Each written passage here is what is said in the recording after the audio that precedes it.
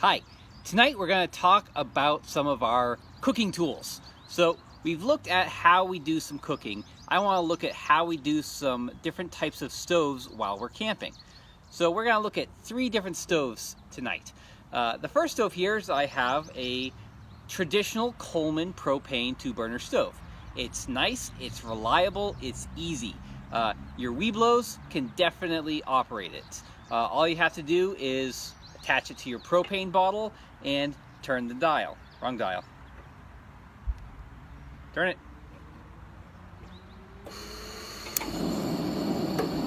Light it up.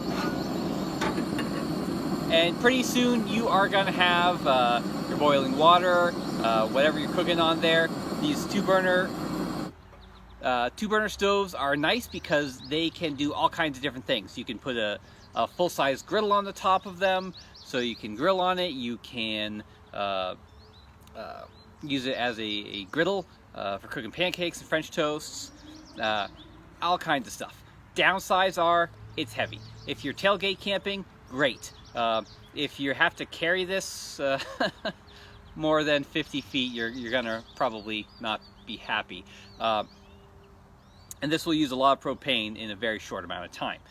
So it's great for young scouts just learning how to cook in a campsite that you can bring your car or truck right up to. But yeah, I wouldn't carry it on a hiking trip with me. Now, if you want to do some cooking on a hiking trip, that's what we're going to look at next. We're going to look at 2 different backpacking stoves. All right, our second type of stove and our first backpacking stove is a canister stove. So this is a stove. It's a 1-burner stove that is attached to a canister of isobutane. Go ahead, light it. So this also is nice and simple. You turn the valve, the fuel starts to flow, and there's actually a little button on there to ignite it, and it gets going. Most of these types of stoves comes with a little water pot to boil water on. It's insulated, so water boils really fast on it. So the advantages of this are it's pretty light, it's pretty easy to use.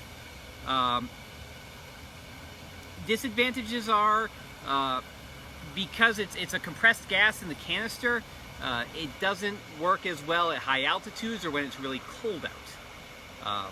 Also, the canister, once you've used it once, you don't know exactly how much fuel is still in it.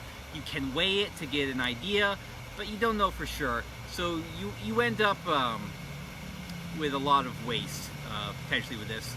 And plus, once it is empty, the canister just gets thrown out, recycled. And you can see it's already starting to boil. So that is the canister stove. All right, our third type of stove is a white gas backpacking stove. Now, this stove is a little bit more complicated.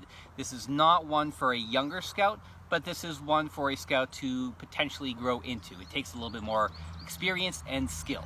So what we have here is this red bottle holds the fuel. There's a gas line that goes to the burner. What makes this particularly tricky is you have to prime it, which means you're going to leak a little bit of that white gas out, let it burn to get the burner hot, and then you'll turn the gas back on, which now that the pipes are hot, it'll vaporize the gas and the burner will go. So we're going to take a up-close look at what that looks like. So here we see the up-close view of this stove. So you've got the burner, and below this we have the cup. All right. So when I open the valve, a little bit of that fuel is gonna squirt into the cup. All right. Now you gotta be really careful here. If you overprime it, if you put too much fuel in there, you're gonna get a big fireball. So you light it, and you see the flames here, and this flame is now heating up the fuel line that goes around that stem and is heating up the burner.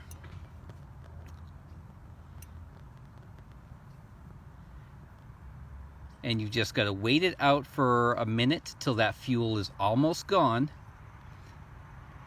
and then you can turn the fuel back on, and you'll see in a second that will have a nice hot flame coming out of that burner. So right now you can see some of that orange yellow flame. That's actually not a hot flame. What we're looking for is a nice blue to white flame. And once we get this really going, you'll see that pretty clearly.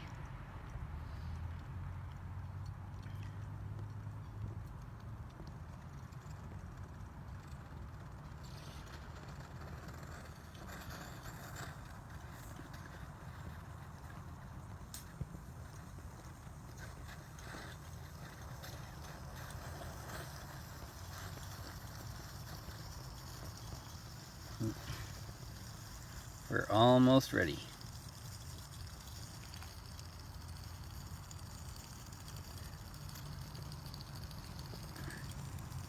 All right, I can see the fuel is almost gone, so I'm gonna open up that valve again.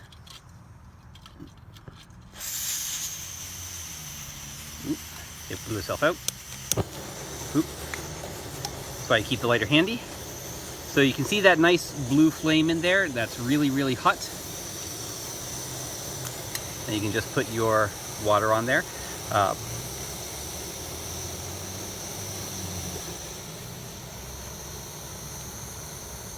Just like that. All right. So the great thing about this stove is, well, many great things. It's a liquid fuel in here, so it's not affected by temperature or altitude. The bottle is refillable, so less waste, and you know exactly how much fuel you have in there. Downsides are, again, if you overprime that, if you don't know exactly what you're doing, this can be really, really tricky, and you can end up with a big fireball. So this is something definitely, again, for the advanced scout. Something to work your way up to. But other than that, it's really, really reliable. I like that the fuel is detached from the burner. I think that's a little bit safer. It's also able to be taken apart to be fixed. I've had the stove for over 20 years and it still works great. Yeah, so this is my personal backpacking stove. So yeah. So if you're out there on a hike, think about what you might be able to do for different types of cooking and different types of meals, and I hope you enjoyed the demo.